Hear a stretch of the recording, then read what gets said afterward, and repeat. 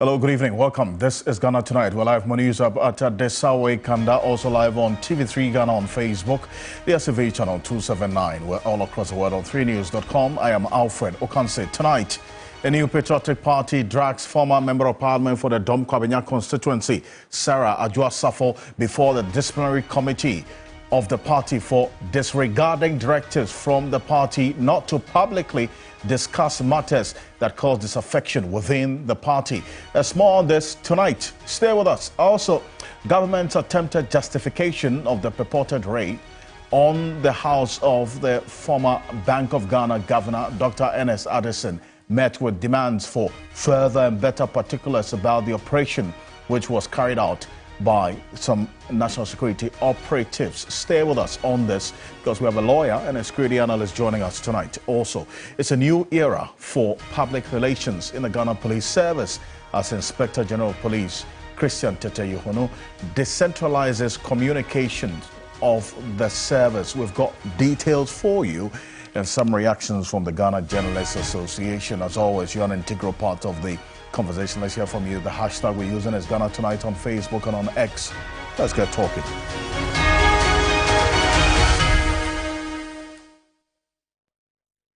Let's settle for Ghana Briefs.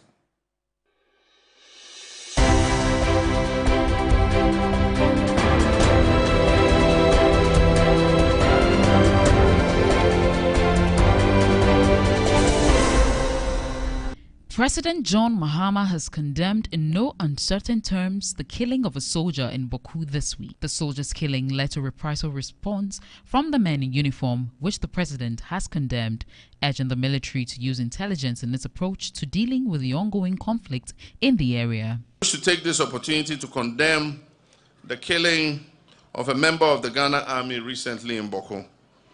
The members of the Ghana Armed Forces in the conflict zone are peacekeepers who have been sent there to protect life, limb, and property. It is unacceptable for them to become targets of a conflict to which they are not a party to. I, in the same vein, wish to condemn the high-handed response of our men in uniform, which resulted in assaults and injury of many innocent civilians.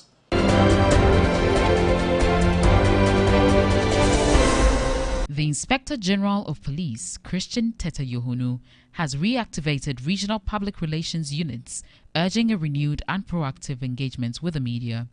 Speaking at a 3-day workshop for all regional public relations officers of the police, he emphasized the importance of police accountability, highlighting the public trust is crucial for law enforcement effectiveness. In an era marked by widespread misinformation and disinformation, particularly through digital and social media, we must remain vigilant in countering false narratives and ensuring accurate information reaches the public. These efforts will promote public understanding, encourage citizen participation, and create a conducive environment for socio-economic progress.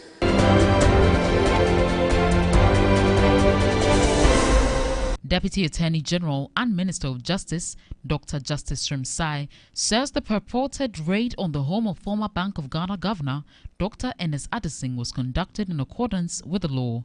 The minority in Parliament has condemned the move.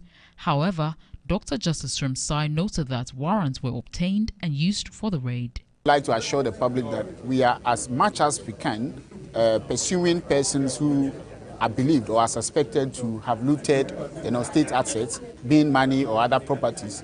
We are committed, and work is going on day and night for that to be done. Most importantly, we are also doing so within the framework of rule of law, and we will take responsibility for the search that are happening. And we want to make it clear that those searches and the mode in which they were done in accordance with law.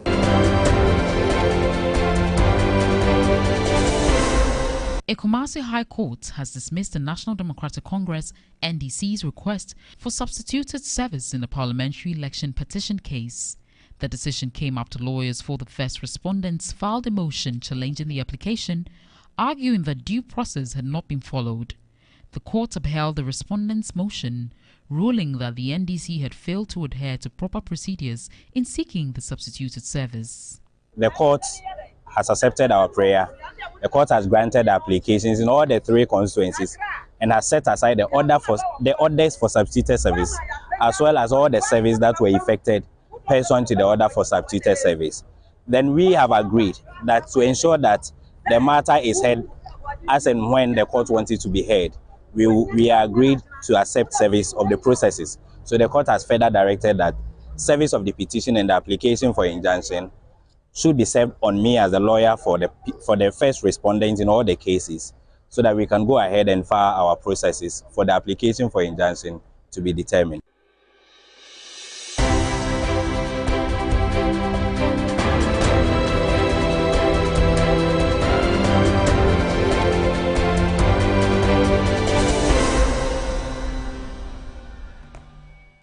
As one is on 3news.com, make some time and visit 3news.com. This is Ghana Tonight, and it's always brought to you by Flamingo Paint, Simply Superior, and Kale Charcoal Toothpaste. Happy Smile. Coming up next here on Ghana Tonight, government's attempted justification of the purported search or raid on the house of the former Bank of Ghana Governor, Dr. Ernest Addison, met with demands for further and better particulars about the operation, which was carried out by some national security operatives. And this is a matter that's generated a lot of conversation, and in fact got wind of it the late hours of yesterday. And the most part of today, the information has been unfolding thick and fast. But the Deputy Attorney General and Minister of Justice, Dr. Justice Shemsai, is saying that the purported raid on the home of the former governor of the central bank, Dr. Ernest Addison, was conducted in accordance with the law. Now, the minority in Parliament, if you recall, condemned this move. However, Dr. Justice Shemsai noted that the warrants were obtained and used for the said search in the house of the former governor of the central bank. We'll hear from the minority, but first, let's take a listen to Dr. Adam Shemsai earlier today. On two sides, there are a group of people who believe that the AG is actually being slow, and there's another group of people who are of the view that the AG is being aggressive. Last night there were some searches conducted in some homes, and the views are divided. But I would like to assure the public that we are, as much as we can, pursuing persons who are believed or are suspected to have looted, state assets, being money or other properties. We are committed, and work is going on day and night for that to be done. Most importantly, we are also doing so within the framework of rule of law, because as you may know, there have been instances in the past where persons who are suspected have been treated, have been arrested in manners that don't comply with the rule of law, where violation of human rights and other laws have been broken just because people are suspected.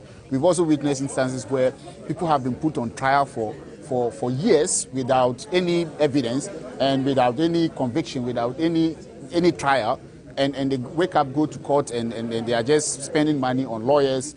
We are determined, and when I say we, I mean my boss, the Attorney General. He is of the view, his policy is that he will not put anyone before any court without having sufficient evidence to prosecute the person. So the reason for the delay we are seeing, or what most of the public are seeing as delay, is that we are making sure that we get it right, we get the evidence before we put someone in court. We are not in the business, or we will not be in the business of putting people before the court and now seeking permission to go and now look for the evidence. At least we must have what we call sufficient evidence to be able to put people before criminal court. Counsel, so you're saying the searches, including the former BOG governor, was sanctioned by your office? So the offices, there are so many. So if you look at how government works, we work with other institutions, and people submit complaints. So, but every search that you see, is part of the government framework to fight the corruption, and we take responsibility for the search that are happening. And we want to make it clear that those searches and the mode in which they were done in accordance with law. Warrants were procured, and warrants were used to conduct those searches. Well, so that's Dr. Justice Adam Shemsai there. It's a Deputy Attorney General. It says the appropriate warrants were procured or secured for this search at Dr. Addison's house at the dawn of yesterday. But earlier today, the minority in parliament, led by its leader, Alexander Afenyomarkin, also described this search as undemocratic and one that did not follow due process. Take a look. We've heard of some raids, and in some cases, these so-called security operatives rob these officials when they are leaving their premises. First was a raid on the home of the former finance minister, Ken Oforiatta, led by one Jakpa, Richard Jakpa, a known NDC activist who describes himself as Director of Operations at the National Security. The majority leader, when this matter came before Parliament, apologized on the floor of the House in respect of this lawless conduct. At dawn yesterday, specifically at 5 a.m., Mr. Richard Jakpa was at it again. This time, he led armed men to the residence of Dr. Addison, the former governor of the Central Bank. According to Jakpa, he had a warrant to search the premises of Dr. Addison at his Roman Ridge residence. Again, when Dr. Addison inquired from him, he told him that he was looking for a vault, which to them, the man had some money, cash, in it.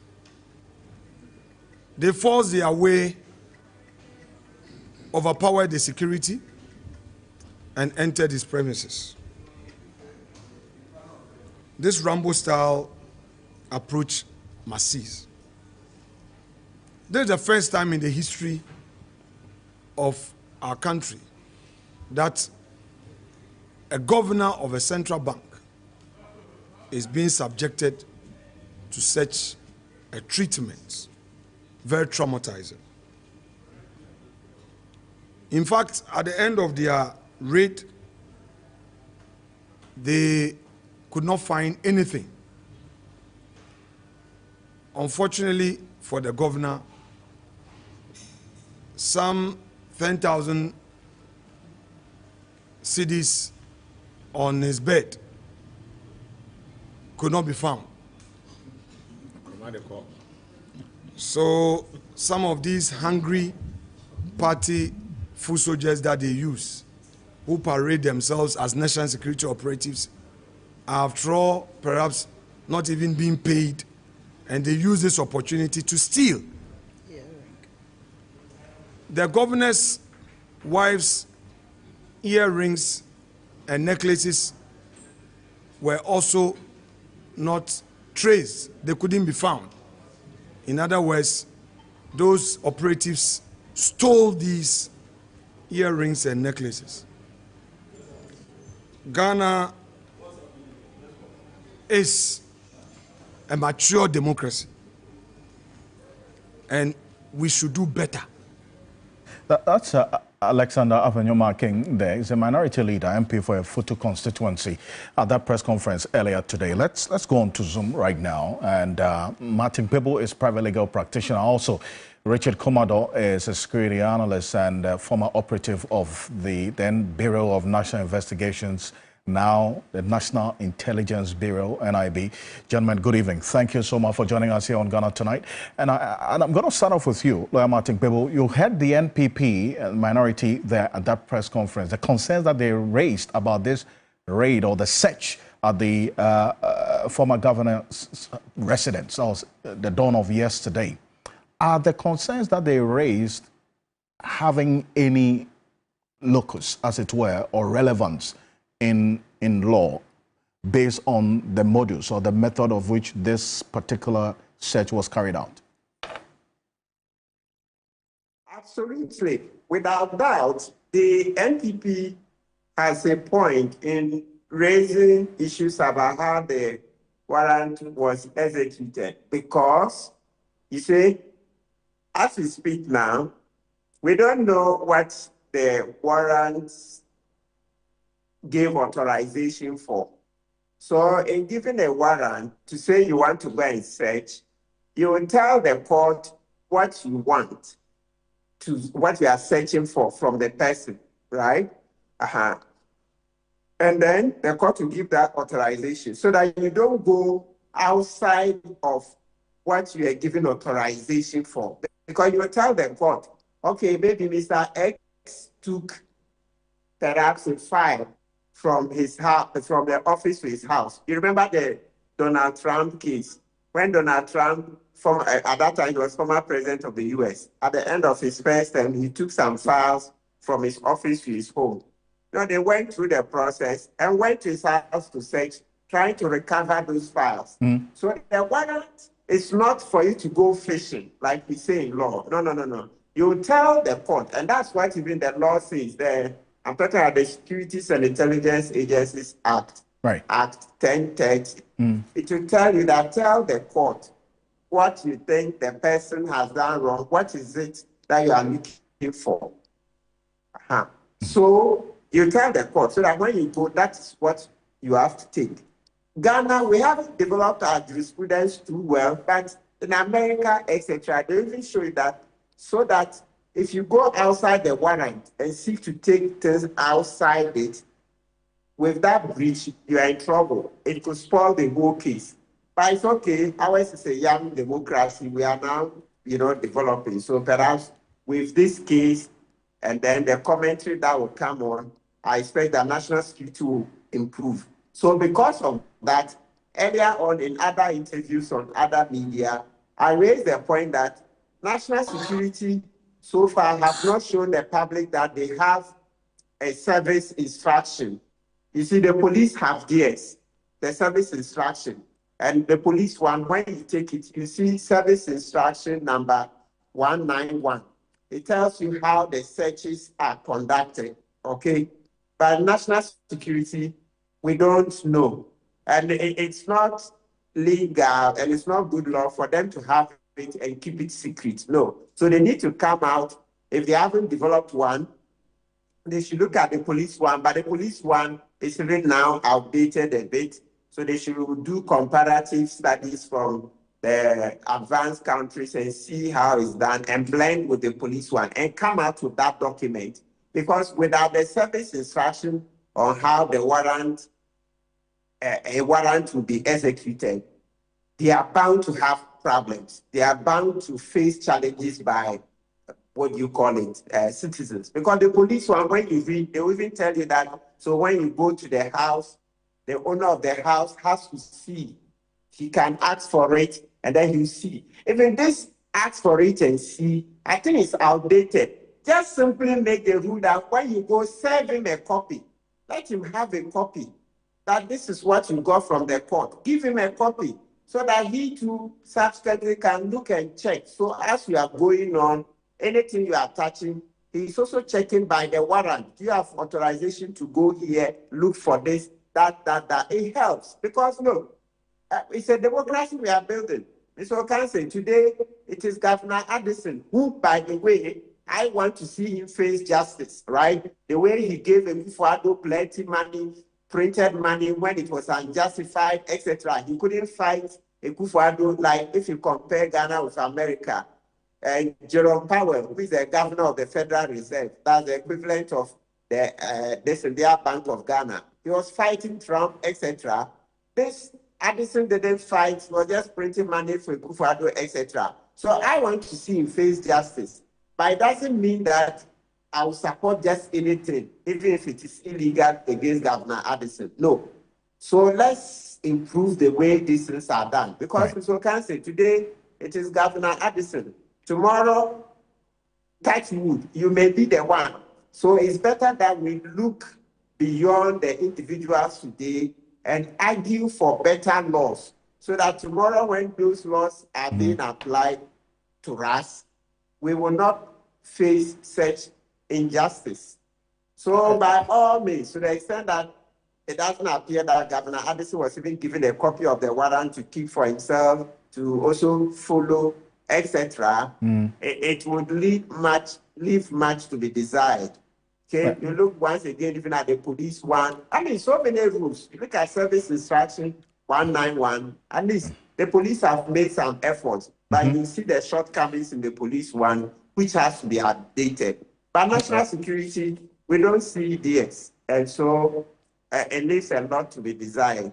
And Lawyer Matibebo, hold on a bit for me on that bit about not the secrecy, for the lack of better expression, that the national security operates in, and the fact that we don't see the details or some of the documents that you're asking for. Mr. Kumado, talk about the modus operandi of executing this warrant, and that's why Lawyer Matibebo says the MPP may have a case in there about how this was carried out. I want to find out from you, per the experience that you have as a former operative, was there any concern based on what we do know happened at the dawn of yesterday?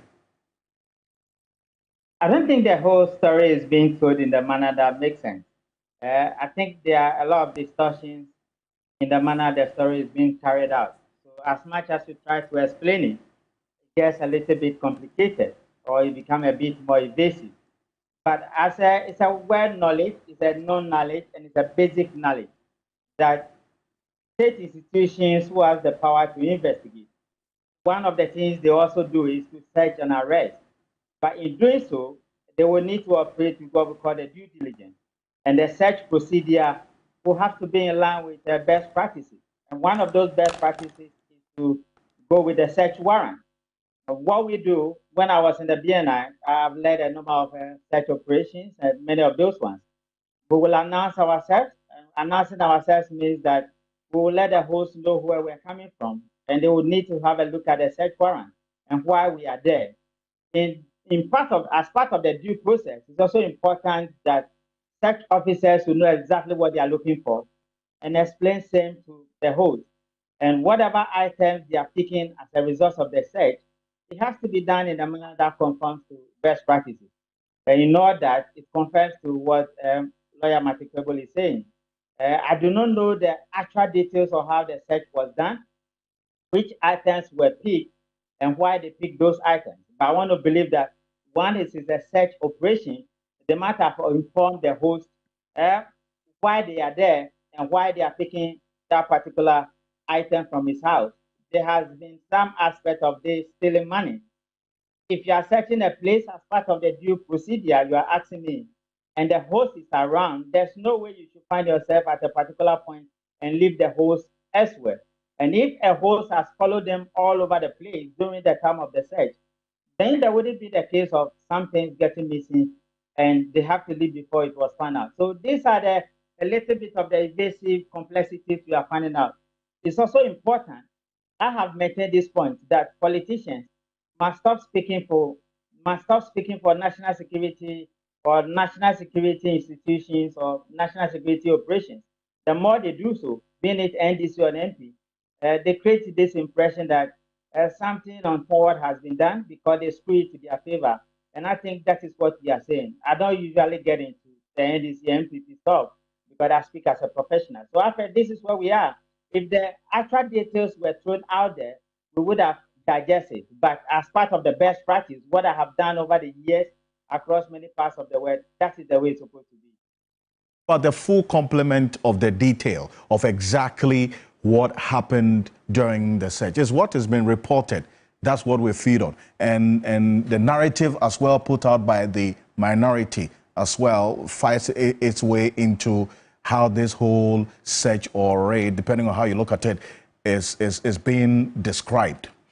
Would you expect that, even if it's not part of the standard operating procedure of the national security, to come out and give full detail of what they did because of the distortions, as you put it? Would you expect that the national security will put out exactly what happened so we also get to know their side of things? No, I saw a statement purported to be coming from national security. Operations of national security, they don't have the luxury of time to keep explaining each of the processes. But to the extent that Attorney General, the Deputy Attorney General, accept the fact that they know about the search and they take responsibility for that, then I think whoever led the operation might have briefed them, and they should be in a better position to speak to it. What we are doing in this country is creating many problems for us. We do things haphazardly. We don't really understand this democracy and how it works. Our governance structures are giving us problems. If I'm the one leading this particular operation, I would have done exactly what I told you, and it wouldn't lead to many of these discussions and discussions we are talking about. This is democracy, and rule of law is key. Accountability is key, and responsibility is key. And so people who feel their rights have been abused also have the right to seek legal redress in court. But to that extent, let us encourage ourselves to do what is right when we have the opportunity. Falsehood and lies do not promote any democracy, and it will rather destroy what we do. I would suggest to the NDC and to President Mahama and to the Attorney General, stop using security operatives from National Security Secretariat. If you want to do a search and you want to do investigations and you want to arrest, you have the police at your disposal, and you have the BNR who are back to the business. And they do it far better than any other person in this way. Come on, use them, and you will get the best practice. Using our brothers and sisters from national security operatives and keep getting it, dragging them into the public space many of these days. I think one of these days is going to create many more problems for them, and they may not have the voices to speak for them. Hold on a bit for me, and Lawyer Martin People, there's this aspect as well of the narrative by the minority that some items were stolen. You hear Alfred Ocansey talk about some 10,000 CDs, which was on the bed of Dr. Addison, which he says that the national security operatives took away. He said they stole it. Those were his words. They stole the money and jewelry belonging to the governor's wife. I mean, shouldn't we be hearing another side of it? Or if this narrative persists, how is that going to impact on the national security itself? Obviously, national security must come out and respond. They must come out, yes, because if it goes unanswered, the more they keep quiet, then the more citizens are likely to think that it is true. So I know sometimes they will tell you that certain things they will not answer. But please, if they keep quiet, it will taint their image. So this one, they should respond. And then also, if African Americans, they feel that really happened, they should go to the police. They should report to the police then, and the police can investigate. Because if they say somebody came to your house and stole 10,000 Ghana, the police should be able to investigate. And this is, let's not, they should just report to the police. At least, crime has no expiration. So if Avenue Market and Co are not happy and it is not well investigated, I'm sure no matter how long it takes, by all means, one day MPP will come back. If they come back, they can also continue the investigation. Indeed. And Mr. Kumado, and I'm going to have you go on this one as well. You support that call that to get the truth or otherwise on this information that Alexander Venema can put out there, the national security must also be heard, either disproving or explaining exactly what happened. Because being accused of stealing 10,000 CDs, this is a national security operative for that matter. That's not a low-lying matter, is it not? Yeah, you could realize that either the leader of the operation or one particular person's name is being banned all over the place. They are creating a scenario for him where he may face some personal security challenges. I would have expected Mr. Addison to report this matter to the police immediately, even not today, it would have been yesterday, so that the police could investigate. And there should be accountability at both ends, where people are, he who alleges must prove it, isn't it? And so if they report to the police will do a good job as a neutral person. If you want national security to respond, yeah, they may respond, but whose story will you believe? Is it what somebody else is saying, or is it what one person is saying? I don't think they will be able, the way they are going, accusing one another, they will not be able to find an amicable solution to this one. The only people who will serve as neutrals in this matter will be the Ghana Police Service. So I agree with my uncle Lawyer Kwebu that Addison should report the case to the police and let the police investigate this case thoroughly. Right. And whoever has been found culpable should face the rigors. So beyond the press conference today, you expect the minority to lodge an official complaint with the police? I think Mr. Addison should lodge. Mr. Addison, that is if the monies have been indeed stolen. His house was the one that was searched. He knew where he kept the money. Right. He will be in a better position to describe the scenario and exactly what led to the money being stolen, if that is what happened, or the jewelry is being taken away, if exactly that's what happened. And I believe the police have the capability of investigating. And rightly so. And in fact, we're still working our sources on this matter to establish whether or not an official complaint has been made to the police on this. And as and when we do get that detail, we'll definitely put it out. But as at the time the minority addressed the press conference today, there wasn't that indication. We also got some sources off record at the National Security who said otherwise, that they did not take any such monies. But this is our source.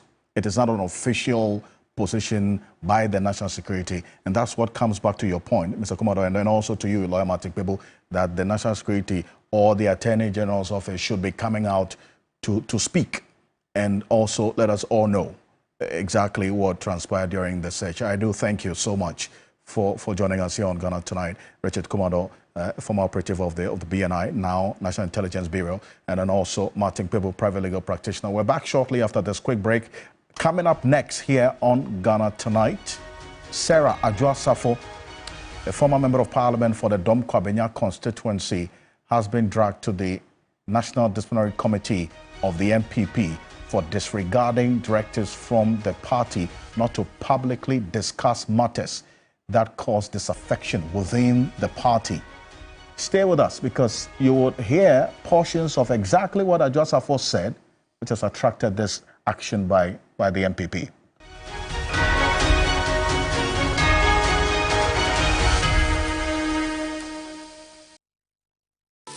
Why are more and more professionals choosing Flamingo Paint? Flamingo Paint has great hiding ability to cover and transform old walls easily with just one coat. With just small paints, I paint huge area, meaning more profit for me. Great value for money. Guarantees durability for all my buildings.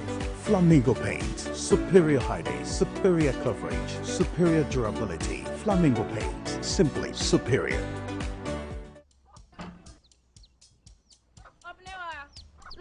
Mommy.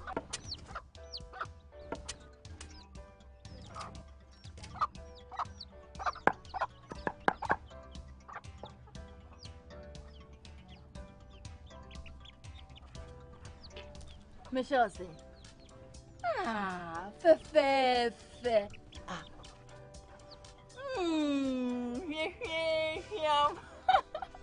Different era, better result. Time has changed and time has brought Kel Charcoal Toothpaste.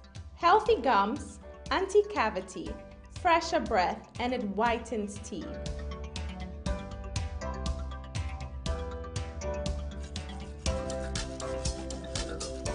Kel Chocolate Toothpaste. Sankofa. Yenchi. Kel Chocolate Toothpaste. Happy smile. This advert is FDA approved. Ramadan is here again, and Danube Home, Dubai's leading furniture home, offers you 55% on all products in our showroom from 1st March to 31st March 2025. Locates Danube Home opposite Allied Filling Station at Abelinkpi Junction.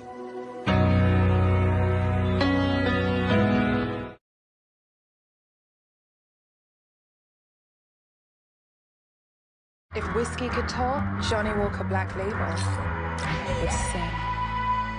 With notes that only come with 12 years in a barrel. Sweet, smooth toffee, rich fruit, and a touch of smoke.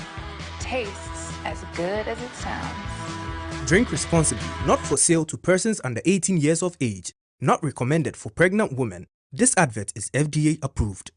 Step up with DSTV and we'll show up by giving you more incredible entertainment. Going to have a little fun. Upgrade your subscription between the 13th of January and the 31st of March and get an even higher package for a whole month on us. Buckle up, here we go. There's nothing better than putting a little bit in but getting a lot out. Time to boost some office morale. Incredible! If you want to build a future, you gotta know what you want. Step up and we'll show up on your home of entertainment, DSTV. Brush, brush, brush, brush, brush, brush, brush, brush your teeth. Brush, brush, brush, 2 times a day. Brush with Kel-Kit. Hello, my friends. My name is Kel-Kit's toothpaste. Wow. I was made to be gentle on your gum, but protected. I will protect your teeth from cavity, make your teeth whiter, stronger, keep your mouth fresh all day. And best of all, I'm strawberry flavored. So put on a smile and try me. That's amazing. Just try me. That's my job. If you say so, jump on my brush. Makes your teeth stronger, chicky chicky whiter, chicky chicky stronger. Yay! You did it! I'm glad you like your new toothpaste. Don't forget to brush both day and night. Kel-Kit's. Happy smile.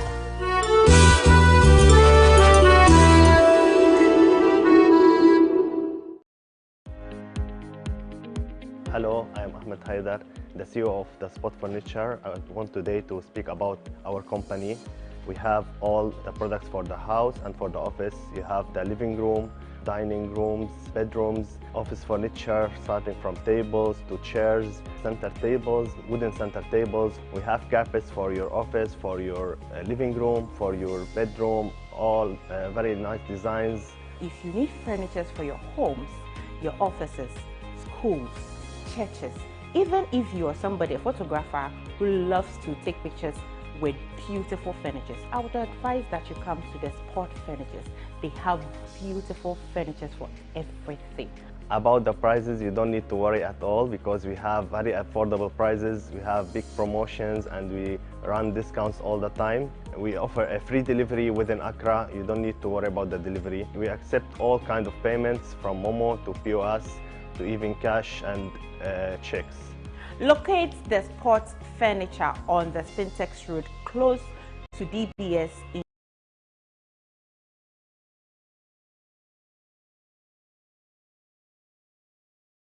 Industries. You can also find them on social media, Instagram and Facebook. Spot Furniture. 02455175594 or 02411520006. The Spot Furniture, the next comfortable furniture here.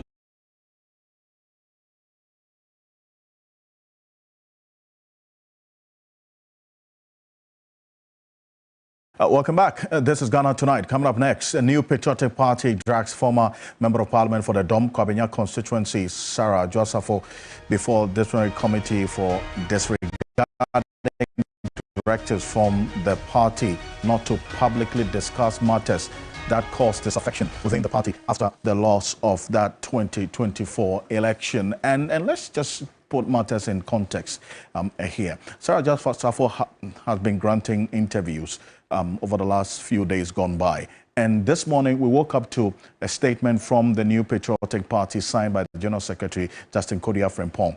This was the first statement that came through earlier today, acknowledging the disappointment and emotional distress caused by their defeat in the last election. And many of them, as party members, have on several platforms expressed anger, disappointment, and frustration. However, they humbly ask that all party faithful remain calm so that cooler heads may prevail at this time. And as an officer of the party, mandated by the party's constitution under Article 10, 7, and 5, to coordinate the activities and operations of the party, note that all party members are hereby directed to immediately cease discussing party issues that create unrest, negativism, and disaffection in the media and other related platforms. So take note of this word, the wording of this statement, this part of the statement. So this statement that came through earlier was a communication to the party members to immediately put a stop to this communication on the media about, whatever they were not happy about that led to the party's defeat in the 2024 elections. Well, Sarah Josafo did not heed to this because she indicated that she is bound by her own resolve to redeem her image because a number of things were said about her and against her credibility and her personality, and she found it necessary to grant these media interviews to dispel that. So despite this, she granted an interview earlier today on Joy News, which she said a number of things, including the fact that the Dom Kwabenya seat, she may not contest that seat again. The only person who will change her mind is her father. Take a look. That this is a party that we fought for freedom of speech. We had our flag bearer, once flag bearer and once president, walk on the streets of Ghana demonstrating the Ghanaians should be allowed to speak. And it's a constitutional right, freedom of speech. Who started speaking? Our General Secretary. Who started speaking after we lost the election? He was going everywhere, explaining. He went to the extent of telling people that nobody should blame him for the election, what we lost. He went on radio saying that His Excellency, the President Nana Akufo-Addo, wasn't listening to them at cabinet. That is what Kodua went on radio to say. And what? Now it's Adwa stand and what? You are issuing a statement. What locus does he have? You were on radio. And if he wants to write a letter, a love letter to me, he should write that love letter. This is so general. And I don't think it's a general statement I want to respond to. But you started the game. He should go on social media and see how the party people are bashing him. He has an election coming up. He shouldn't allow himself to be manipulated and used for other people's cause. If you have an election coming up and your party base is bitter and they want a voice to speak for them, what I'm doing, I want to clarify something. I'm a lawyer. I've read that statement. I am not discussing party issues here. Despite my devotion, despite my sacrifices, despite my hard work, how I've been treated, I don't think so. I won't. It would take my father to change my mind. I won't. I have done 12 years. I have done 12 solid years, and I've left a good legacy in the constituency. I will not contest Domi Kwabenya. I'm moving forward. I'm looking at other bigger things. I'm looking at speakership, yes. I'm looking at, and that's what I'm saying, Domi Kwabenya, parliamentary seat, either in the constituency or any other constituency, is a no-no for me. No. It will take my father to change my mind. I will not contest Domi Kwabenya, so they should get it right. When I'm speaking about Domi Kwabenya, they shouldn't think it's a way of preparatory works for me to return. No, I'm moving on. I have moved on a long time ago. If you're appreciated, it motivates you to do more. If you're not appreciated and you're treated like, excuse me to say, any rag, no, I won't go back there. Internally, I was branded as unpopular. I was branded as ungrateful to the party. I was branded as somebody that the people will abhor, the people will reject. The people are not willing to even see my face in the constituency. So it was a party decision, and they brought all the machinations that they had at their disposal to make sure that we kick Adwa Safo out by hook or crook. Forgetting that you would use a delegates album that you would manipulate. But at the end of the day, you will present a candidate to the larger picture, which is the larger electorate. And somebody that has suddenly become unpopular, somebody that the people will reject, somebody that has been so unfaithful to the party. I was supposed to be present at campaign rallies and campaigns in the constituency. And so our defeat is caused by my absence. I don't see the logic in this. Before the declaration of results for this just ended 2024 general election, you know, there was an issue with Domi Kwabenya. They wanted to Yes, it took a while before the declaration was done. I was invited to a meeting. I was called by the campaign manager, Honorable Pariansa. The chief of staff also called. I went. A few of the big wigs called me. I said, okay, I'm going to be there. I got there. Michael Kwe Jr. was in the meeting. He told the members there that if I am seated in the meeting, he's not ready to have a meeting with them. And I told him I'm not a pushover. If you want any profession in the world, that seniority is something that they cherish. It's the legal profession. And And that is why when I see attached, I go like, oh, senior. I said, I'm your senior at the bar. Assuming we were in court, you will rise for me to take a seat and do my case before you do. So why do you want them to walk me out of a meeting that I have done 23 years at the bar. I won't leave. Then you will better leave. A name popped up, they shut it down. Why? Why? And now we want somebody whose hands are already soiled. That's Sarah Joseph there, a former member of parliament for the Dom Kwabena constituency. And a number of things that she said. In fact, describing this committee, fact-finding committee set up by the MPP, led by Professor Aaron Makokwe, as a bogus committee and so on. Well, after this interview on Joy News, the MPP issued a statement. And this is it. It's going to be on your screen right now. They say, following the directives issued to all members of the MPP to cease discussions on matters that create disaffection within the media, Honorable Sarah Adjoa-Safo's comments in the media, particularly on the Paul Show on Joy News, are clear contravention of the directive issued to all MPP members. As she is aware, the directive explicitly states that all party members must cease discussing party issues that create unrest. Essentially, goes on to say her actions are not only a disregard, but an affront. So they have referred her to the National Disciplinary Committee of the party to take the necessary action against her.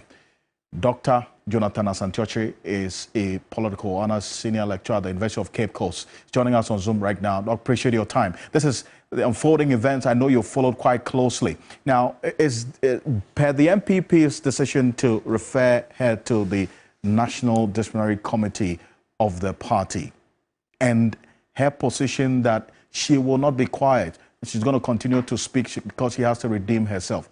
How do you see things playing out?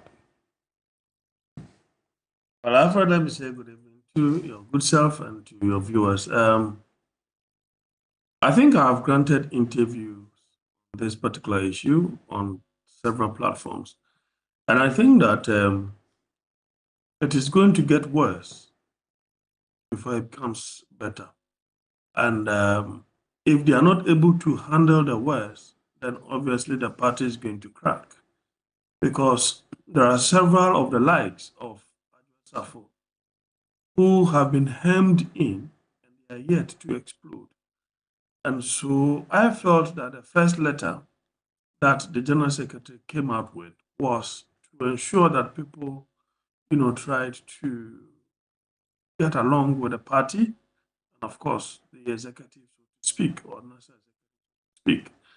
But then if you go ahead to issue a second letter, that obviously is a sanctioning of a sort, then you're definitely going to have a backlash.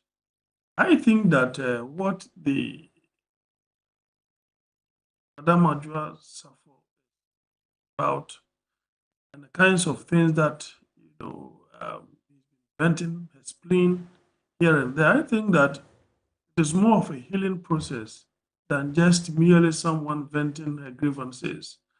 You see, we had so many things when President Akufo-Addo was in power, and that was and many were those things that were said to the effect that, look, people were not allowed to speak their mind, people were not allowed to say A, B, C, and D. The president was someone who was quite vindictive then. He was someone who was quite unresponsive to the issues of the people of this country. And so even the General Secretary has at a point in time had cause to complain about the president and how the party's issues have not been responded to at cabinet and so on and so forth. And so if someone who feels that her integrity has been impugned, someone feels that her personality has been impugned, and so on and so forth, feels that this is the right time to do so, I think that the second letter is in a bad taste. Probably I can say that the General Secretary is not all that experienced in terms of politics. And of course, in terms of politics, you need to get the timing right, you need to get it right. There are many, countless number of faithfuls who would have wished to go on the same tangent as hers, but probably they have hemmed or shelved all those issues for now. I want the General Secretary to get something in mind. The Global Info Analytics came out with some kind of data that indicates that in the Central region, the NDC is making a lot of inroads, and that of the NPP is coming down. In one of her interviews, she said something to the effect that, why is it that when people speak ill about Baumia, it's as if they are not sanctioned? But when somebody advocates for Baumia, then you have all those wolves coming at you. That, for me, is indicative of a split. You see, with this issue of the Baumia, whether they are going to keep to his candidature or they are going to change him. So the party in itself is dichotomized when it comes to that particular issue. That being said, I think that what the party should have done, or to the General Secretary, was to call her and say that, well, we understand that and we appreciate the fact that what you are doing is part of the healing process. It will have to get worse before it gets better.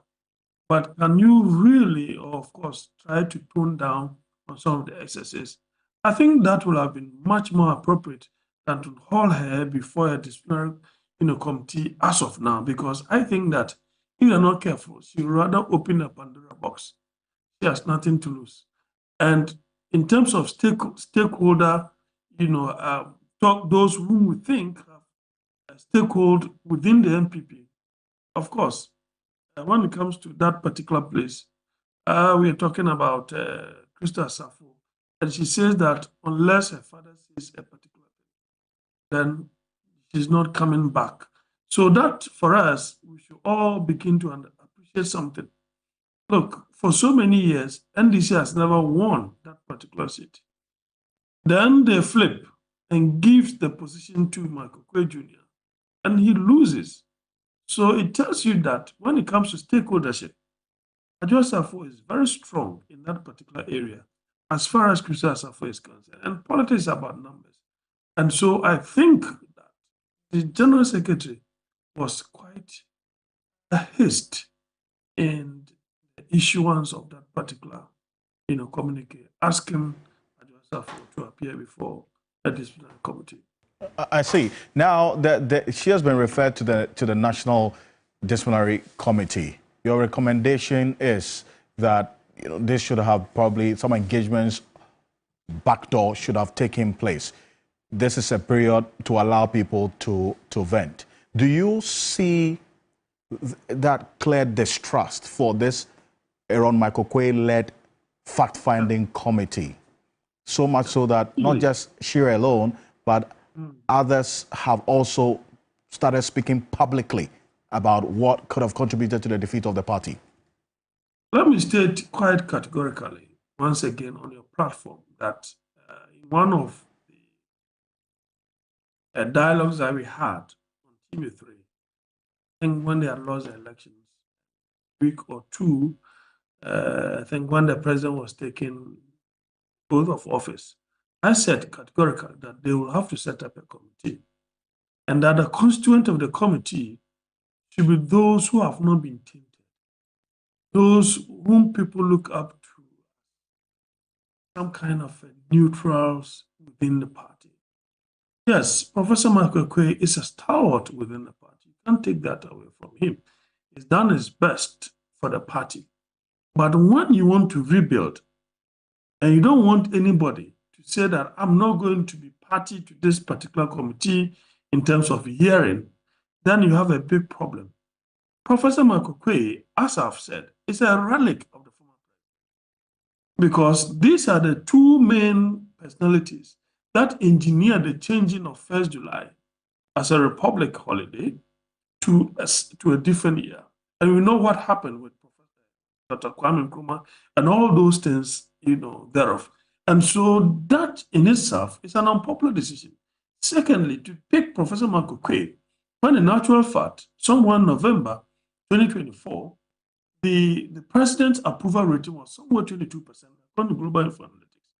That is indicative of the fact that you cannot in any way, if you really mean well, you needed to take somebody else other than someone who has a close relationship with the former president. This committee is dead on arrival. And I can suggest that it will be very difficult for people to buy into that.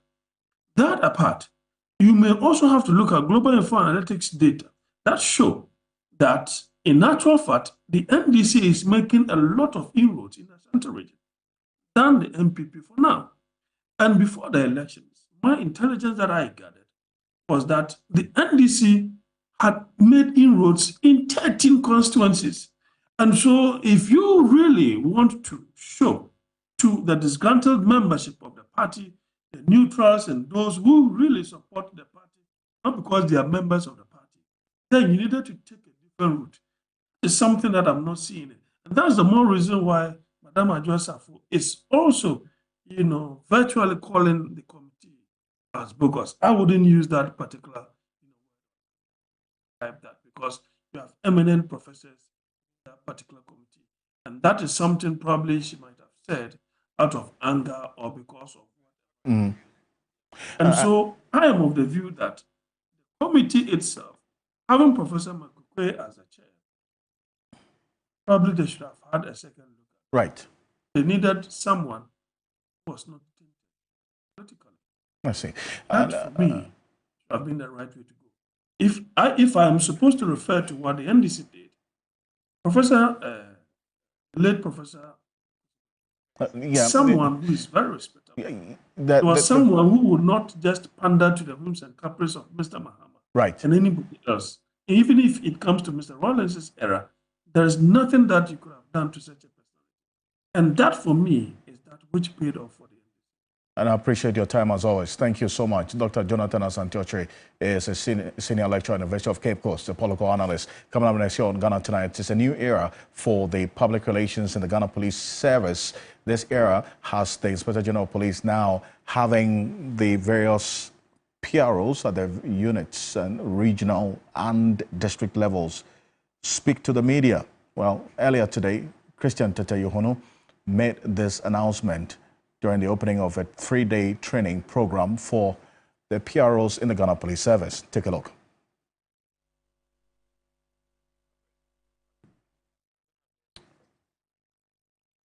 And we'll recall that, but the Ghana Journalists Association has also been commending the Ghana Police Service for this particular decision. And you recall that journalists were not too happy with the previous IGP, Dr. George Akufo-Dampare, for that decision to not have their police PROs grant interviews to the media. Here's the General Secretary of the GJA speaking about this decision by the new IGP. Take a look. I think that this is a very refreshing news. It is something we have been engaging in the past, but it appeared to us the police had taken a position they wouldn't move away from. So it is something refreshing to us. You know, the raw material we use for our enterprise is information. So whenever that is hampered, it also affects our work. And we need credible information. We need to also cross-check and verify our information and facts. So if there is a policy that makes it difficult to do that, it is a problem. And in the past, almost every day in my office, I get calls from media personnel complaining about a policy like this. So we are happy that the police are going back to the status quo. That is the decentralization of information. Yeah, as I said earlier, we had engaged the issue. We had engaged the police administration on the matter at a point in time.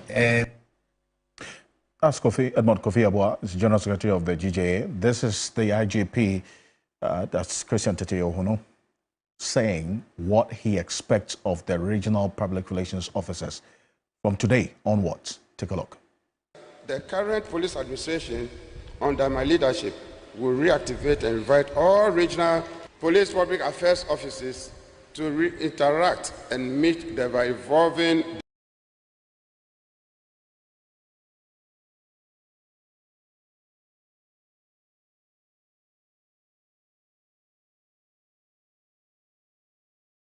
numerous ways. Therefore, it is imperative that our engagement with the media be intentional, professional, and instructive, strictly aligned with police directives, particularly Service Instructions Number 7 SI 7, which provides clearly the guidelines for this engagement. It is our responsibility to protect the confidentiality and integrity of sensitive information while balancing this duty with the need to remain as open and transparent as possible. Ensure that your interactions with the media adhere to the highest standards of credibility, integrity, and impartiality. And finally, ensure consistency in our messaging across all regions and units. There's more of this on 3news.com. Make some time and visit 3news.com. Thank you very much for staying with us here on Ghana Tonight. Make a date same time tomorrow, 10 p.m. And as always, brought to you by Flamingo Paint, Simply Superior, and Kel Charcoal Toothpaste. Happy Smile. I'm Alfred Ocansey. Have a good night. Ghana Tonight is brought to you by Flamingo Paint. Superior durability, superior hiding, superior coverage, simply superior. Kel Charcoal Toothpaste.